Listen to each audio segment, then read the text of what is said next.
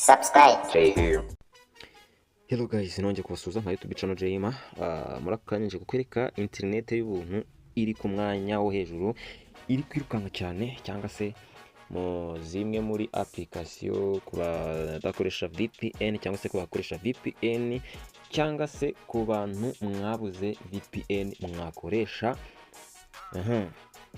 ngo ntizikora ngo byagenze bite. So guys, nje kubereka iya mbere nakoresha kuri MTN, kuri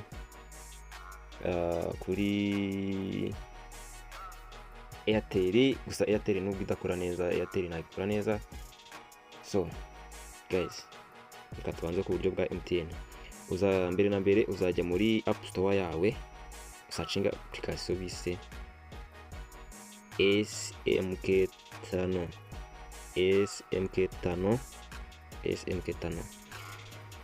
Numara kuyistara, ubwo ikintu uzahita ukora ni iki? Uzashaka utubando dukeya updating, then nayo ni automatique izahita updating. Nibyanga uzaze uzace inbox udusabe file, tugirute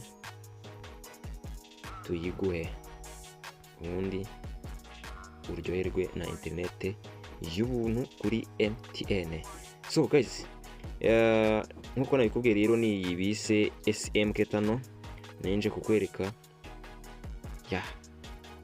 nabwo nuba wayibuze kuri Play Store uzatugane, WhatsApp, Telegram turahari, tuzagufasha. See you guys, uryoherwe na internet y'ubuntu. Nta mpamvu kwicara muvuga ngo twabuze bando, ngo turi gushaka ngo ahantu twiba wifi. Guys, ibintu byaroroshye. VPN ziracyakora. Uwababishe ku VPN zica amatelefone yarabashutse kugira ngo ajye zikoresha, kuko abo bivuga benshi niyo bakoresha VPN z'amoko yose, niyo bazikoresha. Rero barabashutse, baraboheje kugira ngo bazikoreshe bonyine. Guys, hari abantu bateye gutyo rero. Reka tuzasubire muri video y'ubutaha, nza kubereka indi trick. Bye bye. Subscribe. Jayhim.